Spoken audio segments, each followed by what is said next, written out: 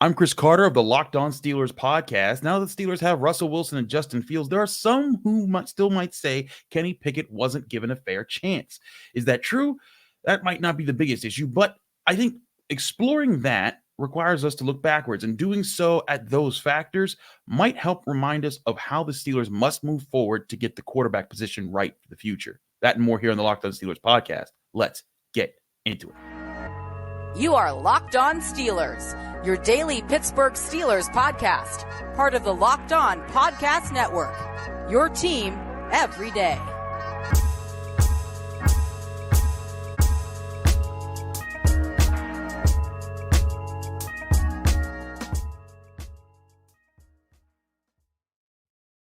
Hello and welcome to the Locked On Steelers podcast. I'm your host, Chris Carter, bringing you your daily dose of all things in the Pittsburgh Steelers. As always, you can find the show in your favorite podcasting apps and on YouTube. Like this video if you enjoy it. Subscribe to this YouTube channel to get all of your daily Monday through Friday episodes, as well as our bonus content. We thank you for making us your first listen every day, because we're your team every day. And today's episode is brought to you by FanDuel. Make every moment more. Right now, new customers get $200 back in bonus bets with any winning $5 bet. That's right, $200 if your bet wins. Visit FanDuel.com/lockedon to get started. All right, so let's get into today's topic a little bit further. Now, as I said, we're going to look at the quarterback situation, and not just at their new quarterbacks, but at the quarterback that the Steelers just traded away to the Philadelphia Eagles, and that being, of course, Kenny Pickett. There are many, and I'd even say most fans, who are happy right now with the current quarterback situation because it's different from the last one. Wilson is an experienced veteran who had a good touchdown to interception ratio last year. He's a 9-time Pro Bowler, a Super Bowl champion, and could bring that experience to the Steelers. Justin Fields is a prospect with better tools than Kenny Pickett, faster, stronger arm, and many people projected him to be a much better potential candidate to be a franchise quarterback. Either one of them gives you a chance at a different look than what you had last year and the year before. So some think that that's awesome, but there's still some out there that think it's a mistake to pass on Kenny Pickett, considering his issues that were with the team while he was there, and think that he's not getting a fair shake, and that also it's not behooving the Steelers to just pass up on him. And when I say some, I include one of those being Merrill Hodge, former Steeler NFL analyst and guy who's worked in the Steelers scouting department, and because he said as much this week, especially saying that Kenny Pickett can probably do better than Russell Wilson. Now, that's Merrill Hodge's opinion, not necessarily mine, but my point is here, there's controversy, there's disagreement, there's discord. So let's explore some different things here. Now, the biggest reason why I think some people say that Kenny Pickett shouldn't have been given up on, because they feel like he wasn't given a fair shot. Matt Canada was a bad offensive coordinator. The offensive line was poorly constructed and was kind of forming until like the second half of the year. They were a poorly organized offensive unit. He only got a game and a quarter without Matt Canada after he was let go. And you know all the lines by now. We've talked about this before. That's nothing surprising. And those are all real reasons. They're not fake. They're not made up. They're not excuses. They're like, hey, those are factors that played into Kenny Pickett's tenure, which some may ask, did he get a fair shot at quarterback? And then here's the funny part. There's people who were saying, even before Kenny Pickett's situation, well, wait a second, did Mason Rudolph get a fair shot at being a quarterback? Because remember, he was a third-round draft pick, never really got a chance under Ben Roethlisberger. Then the first chance that he got to rise up out from the shadow of Ben Roethlisberger, they signed Mitch Trubisky, they draft Kenny Pickett, and then he's never gets a shot to be a QB1 for the Pittsburgh Steelers. And then you look at Kenny Pickett's situation, where he had all that rough stuff last year, didn't even get the chance to play after he came back from his injury because Mason Rudolph was red hot. And now he's being told that Russell Wilson's going to be the guy. And so now that's he's not going to be he wouldn't have been able to compete for QB1. He would have just been QB2 and kind of had to learn under Russell Wilson. So if you're to ask me, is that fair to either one of them? I will legitimately tell you, no, it's not fair. And that doesn't mean everyone should cry or weep over the situation. And I think that that's the whole thing, is that it's not fair. But you know what? I'll tell you about this situation what Pat Narduzzi, the Pitt football head coach who loves Kenny Pickett, and Kenny Pickett's our shining example of Pitt's best days under Pat Narduzzi. And I asked him straight up, I was like, hey, what was your response to Kenny Pickett being traded away from the Steelers, the team that's literally across the hallway from Pitt in the facility? And Pat Narduzzi gave the best answer. He said, it's business. The Steelers needed better results from their quarterback position. Just flat, plain out, it needed. They've been needing it for some time. And they saw a way to get a veteran who can either balance things or challenge Kenny Pickett to be better at a no risk cost in Russell Wilson. They went and got him, but Pickett saw that as an obstacle that he shouldn't have to deal with all the things that he had fought through for the Steelers, and thought that he deserved a better situation. So he wanted a reset. And listen, Kenny Pickett's not wrong for feeling or wanting any sort of thing, but the Steelers also aren't wrong for just trying to get better. That's why Narduzzi said it's a business. Doesn't mean it's not about fairness here and there. It's about both sides trying to get what they think is best for themselves. Kenny Pickett, he wants to be a starter. He thinks he can be a starter, so he wants to be somewhere that he wants to be in a situation where he thinks he's really going to get it. Now, I'll say this. I think that he gravely misstepped here, because if he was behind Russell Wilson, and shout out Bomani Jones, he said this on his show The Right Time the other day, you have a much better chance of backing up Russell Wilson and getting a shot at getting your starting job back than you do Jalen Hurts with the Philadelphia Eagles. So I think he made a misstep there. But hey, he wanted to get out. He found a way out. Now we'll see if he gets a chance to kind of figure his way around the league. You see how Baker Mayfield's, reconstructed his career with the Buccaneers. Who knows what Kenny Pickett will do. But at the same time, the Steelers also aren't wrong for what they're trying to do. They're trying to find their answers as well. And I think this sort of leads to is the question, well, wait a second. If Mason Rudolph felt this way and Kenny Pickett felt this way, neither became the consistent starter, let alone a franchise quarterback. Is this a sign that the Steelers are bad at developing quarterbacks? One might say yes. And I'd say this to that. I think this is just part of the natural journey that comes with searching for the next franchise quarterback. It's not necessarily a this year's Steelers problem. I think you could point to Steelers past problems, and you have to go back a ways because of Ben Roethlisberger, but you could point to how the Steelers have handled as an organization, have handled other quarterback development situations, and also compared across the league.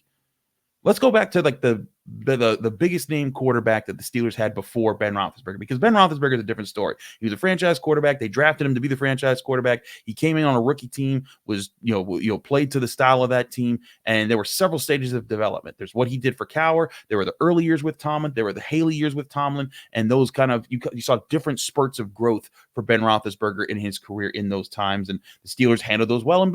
And Roethlisberger's a Hall of Fame quarterback, but not everyone's a Hall of Fame quarterback. So you have to develop guys in different ways.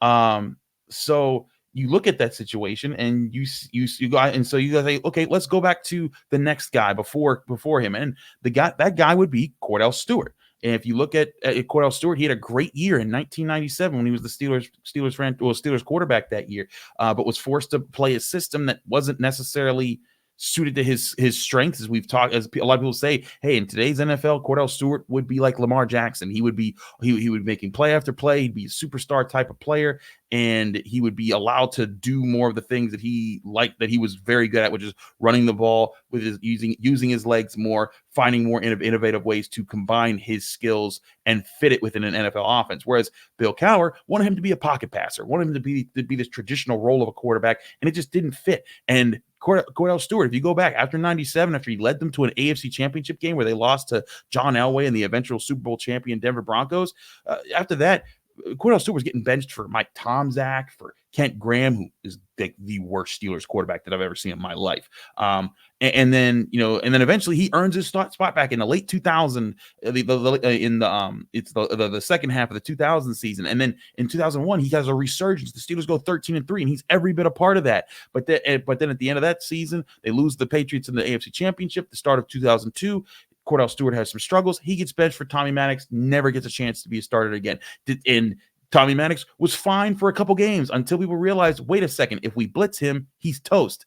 And then he was kind of, bad. Not kind of bad. He was bad once teams realized that. And so the Steelers, you could say back then with Bill Cowher and them, they didn't get it right then when they were trying to figure things out. But look around the NFL. Most teams go through this when they don't have the franchise quarterback, the guy that they spend on the super high pick on. And some teams, even when they do spend the high pick on it, they don't get it right. And it's part of the journey, and it's part of, as Pat Narduzzi put it, the business. You take swings, you have misses, and you try to recorrect them. The big thing, I think, is that when you take the swings, you do so with a calculated manner, and that calculated manner gives you a better chance at getting a hit in your swing, at figuring out who your quarterback is, and that's what gets you better results in the end of the day.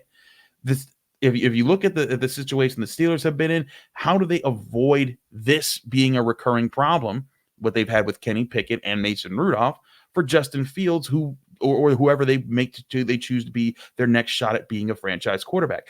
I think there's the common thread here between Cordell Stewart, Kenny Pickett, Mason Rudolph, all the things, is that the system didn't work for these guys. And they didn't work for Stewart because they were trying to make him a pocket passer. Didn't work for Rudolph because it was never really suited for him. It was suited for Ben Roethlisberger, and then he never really got a shot until the end of this past season. And because it was just Matt Canada, it didn't work for Rudolph or Pickett when Ben Roethlisberger finally moved on. So the key here is Arthur Smith must have a system that does that for Russell Wilson and Justin Fields. Use the run, play action, stronger tendencies that lean on the roster strength of this offense. And even if Fields isn't the guy, that you can still make a system where he is a good player, and this is an efficient offense, and that is the key, just being decent with this offense.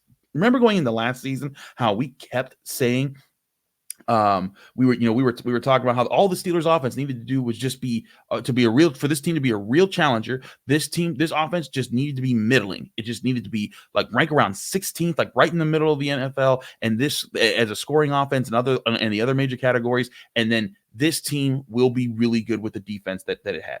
On the season, they failed in that regard. They ranked 28th at the end of the year in scoring, but in the last 5 weeks, they ranked 16th. Now, they ranked 16th. So they were able to show at the end of the season, hey, the last 5 games, we reached that mark, and that's what we want to do throughout the entire season. And maybe with Arthur Smith, maybe they can take that to task. But can they do that for an entire season? Only time will tell. But in that time, they have to take aggressive steps to fix what's been a sustained problem of issues at the quarterback position. And that may involve unfair moves at times. So yes, are things unfair to Kenny Pickett and Mason Rudolph? Absolutely. But that's part of the business in the NFL when you're trying to get back to being a Super Bowl champion organization, and you're trying to get on the other side of good. Now, for the defense that's supposed to carry the Steelers, we could talk about what they need to do to make sure that they're at the elite status. But the bottom line is, I think the Steelers are trying their best to do what they can do. They want to do right by guys, but the bottom line is, before they do right by their players, they got to do right by themselves. And they know that right now they need to give their best themselves their best chance at winning at the quarterback position, which is why they've made aggressive moves to fix that.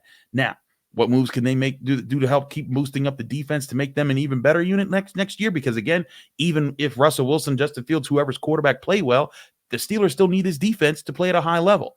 I think that there's a chance they could be overlooking what could be a big need this year, and that's on the defensive line. We'll talk about that next here on the Locked On Steelers podcast.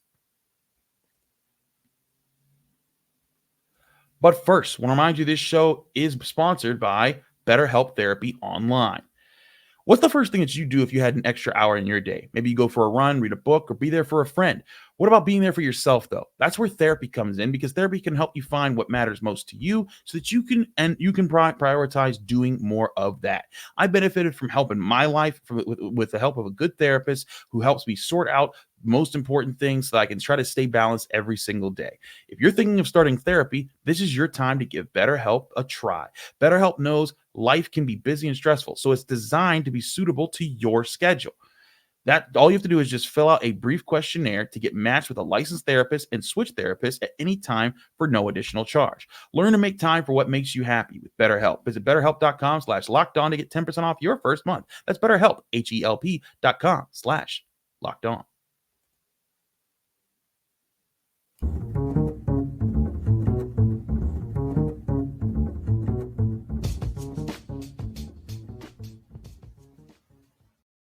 Back here in the Locked On Steelers podcast, I'm your host, Chris Carter. We now switch topics from the quarterbacks because I do recognize we don't want to just make it all about the quarterbacks here, and we do our best not to do that. We talk about all sorts of different things. So I want to focus a little bit on the defensive line for a second here. And there are reasonable calls right now that the Steelers may be overlooking the importance of the defensive line right now and their defense because everyone's excited about the pieces that they've added and the pieces that they have. They've signed Patrick Queen, they've kept Landon Roberts, Cole Holcomb may come back from injury, but now the linebackers look like they could be the best that they've ever been since the Ryan Shazier days. You look at the cornerback situation, they've got Joey Porter Jr., Dante Jackson. They still need to add there, but people are excited because Joey Porter Jr. looked really good as a first-year rookie. Minka Fitzpatrick's now paired with Deshaun Elliott. They still have DeMonte KZ. They have depth at safety. Their edge rushers are still going to be top tier. They've got TJ Watt. They've got Alex Highsmith, and Nick Herbig looked fantastic last year for a fourth-round rookie. So they're getting a lot of those things. But the one group we haven't heard a whole lot about is the defensive line. And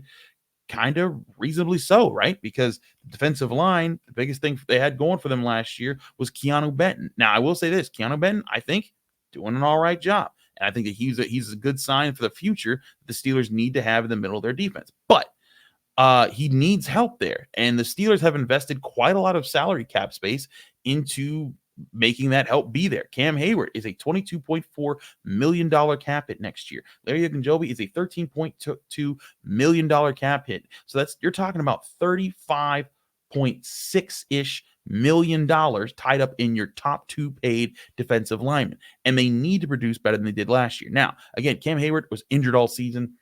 That was just something that he went through. He tried to power. It was messed up early in the season. He tried to power through it. Didn't work out. Had to get surgery. Came back. And he's still Cam Hayward. He's still that guy. But will he be as explosive as he was the 2 years before, where he was averaging over 10 sacks a season for the previous 2 years? Probably not. But if he can be disruptive along with with Keanu Benton and Larry Ogunjobi, that's great.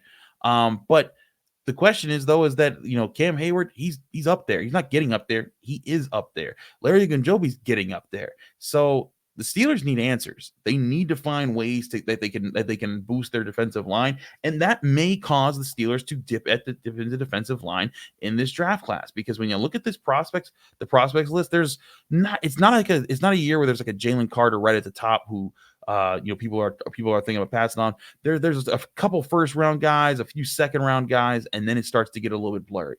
First round guys, I think everyone's talking about right now is Jazon Newton of Illinois, Byron Murphy of Texas. Those are like the two interior defensive linemen who everyone kind of jumps on board with when this kind of stuff is going on. But then in the second round, I really like Braden Fisk, the defensive tackle out of Florida State. He was ballistic in a lot of his testing. I think that he would be a great size, great fit, great addition to a Steelers defense if you went there. But then after that, you start to get to like Rook or Aurora, who of Clemson, Chris Jenkins of Michigan, Tavondre Sweat also of Texas, along with Byron Murphy, Michael Hall Jr. of Ohio State, a personal favorite sleeper of mine, in my opinion. That's a guy who if they can get him in the fourth round, awesome, they stole that. But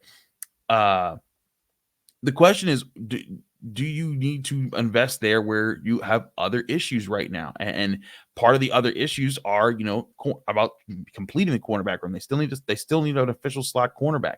They still need to figure out about what's going to go on at center. They still need to figure out how they're going to move Broderick Jones to left, and then who's going to play right tackle. There's so many things that the Steelers have to worry about right now. And in that process, it's very possible that the defensive line is being overlooked. Now, maybe it's not.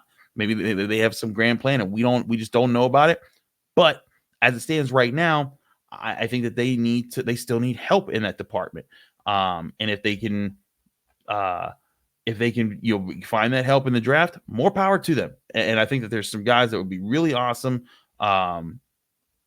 who and fit their system and be able to do things that they need to do to kind of keep the defensive line going. Because the thing is that they need another generation of defensive linemen. Keanu Benton keys that. Maybe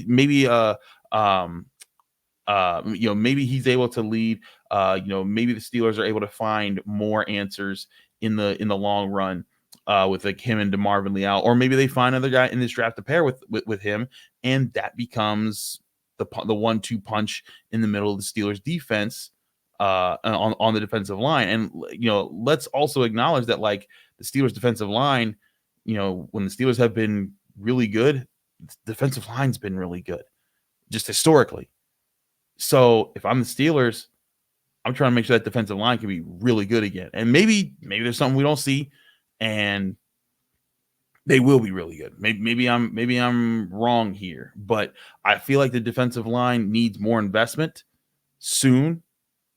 And if they don't get it, I think it could be it could end up being the new weakness of the defense if the Steelers aren't careful with what they do. But I want to talk more about that and more about the run defense, because I think that that's another part of the issue that comes with the defensive front, and that is stuffing the run. We'll talk more about that next here on the Locked On Steelers podcast. But first, I want to remind you, this show is brought to you by FanDuel Sportsbook, the #1 sportsbook in America. Say goodbye to busted brackets, because FanDuel lets you bet on every game of the tournament.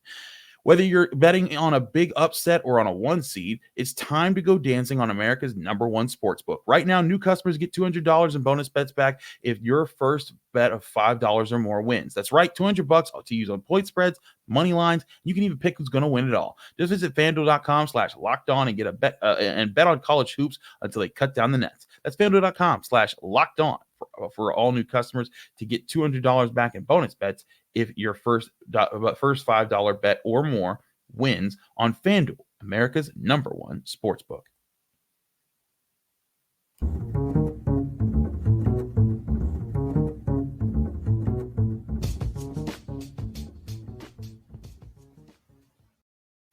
Back here on the Locked On Steelers podcast, I'm your host, Chris Carter. We continue to look at the defense here. We talked about the defensive line and replenishing it, but let's also talk about how defensive line plays a big role in the run defense, and that's where I think the biggest thing has to happen for the Steelers. They've got the pass rush still. TJ Watt, Alex Highsmith, they're bringing it. And I also think next year they're going to be blitzing a little bit more, which is going to allow them to get after the quarterback a little bit more. But all that being said, this team still needs to be able to make sure it improves in stuffing the run. That's where I think the Steelers are going to be looking at this season. What can they do better there? I think Patrick Queen's a good start to that. But like, you look at their numbers this past year, against the run, they were running the ball the 14th most times. They gave up the 19th most yards in the NFL.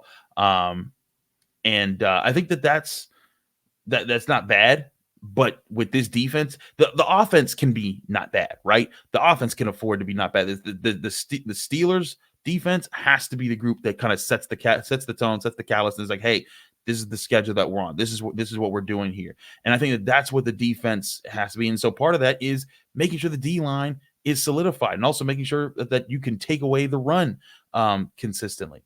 Because when you look at the Steelers' run defense year by year, they were 19th last year. Not great, not bad, just kind of, whatever.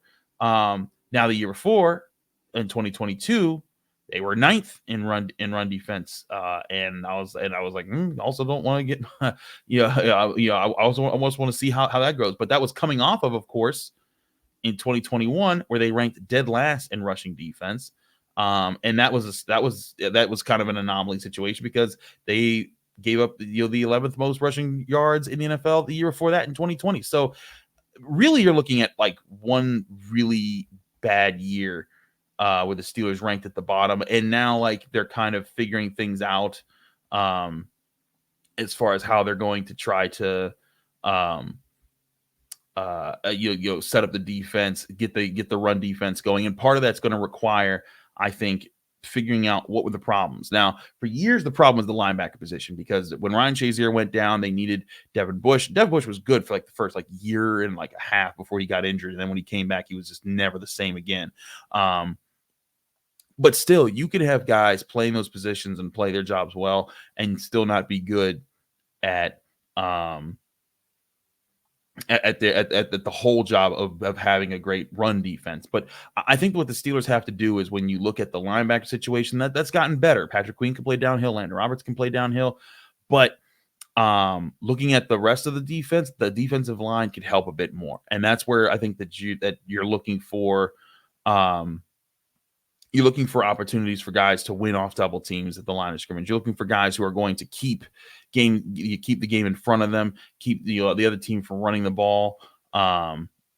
And that's where I think the Steelers defense is going to try to make its hay. They're going to try to find a way to they're going to try to find a way to stuff the run, be better at that. When they were better at that in 2022, it really helped. And that's where I think the Steelers are trying to get to now, is back to kind of like having it being a better part of the defense more consistently, and let that be what carries them moving forward. So if the Steelers go out there and make some investments on the D-line, I think that would be helpful. I think part of the problem here is when you talk about some of the old guys there, can they consistently stand up to people that are trying to tear down their running backs, tear down their quarterbacks?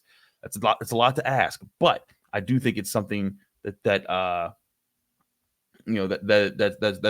there. Now, again, back to the defense part of this. When I'm looking at when I'm looking at how they're going to build this defense, I still think they need a defensive tackle. I still think they need to get that somewhere, some way, somehow, unless you have DeMarvin Leal waiting in the wings, and it could even be like a 4th rounder. Because they still have a Keanu Benton, who is going to be the guy for the future, I think. But to me, I just look at this situation and think like, man, the defensive line, it's been a bit ignored because they ended up paying it a ton of money, for years. And I think that's where people have thought like, oh, well, the defensive line, they had Stephon Tuitt and Cam Hayward. They've been putting money. Well, now that money's gone, right? Stephon Tuitt's not around. Cam Hayward, I think that he still has another 1 or 2 years of him being in the NFL and being a really decent contributor. But I think at the same time, he needs help. He needs to train his predecessor, or his successor. And that's where I think that things could really help the Steelers' run defense, is they find that successor. So all that being said, I think the Steelers' run defense isn't as bad as some people might remember it sometimes. Some people say, oh, he can't stop the run at all. And it's like, it's not the case, but they do need to get better at it. I think that's where the Steelers kind of are. They're trying to get better at things, and they're trying to grow from things. And that's where they're going to try to improve the run defense. That's where they're going to try to work closer with the whole defense. And I think that's where a new defensive lineman, a new linebacker, those types of guys can help reestablish the dominant culture that you have on the defensive side of the ball. And if you add to that, great. They'll learn from those guys. They can be part of the plan moving forward. Everything works. And I think that's why the Steelers can't overlook defensive line in this draft class. And I'm not saying 1st round pick or even 2nd round pick, but like 3rd round, especially now that you got 2 3rd round picks, that might be the sweet spot to get that position. But there's still a lot to explore here. We'll cover more of it on Monday here on the Locked On Steelers podcast. I'm your host, Chris Carter. Sorry, Jenna Hunter couldn't join us. She was enjoying March Madness basketball on Thursday night. Shout out to her and Mike DeFabo.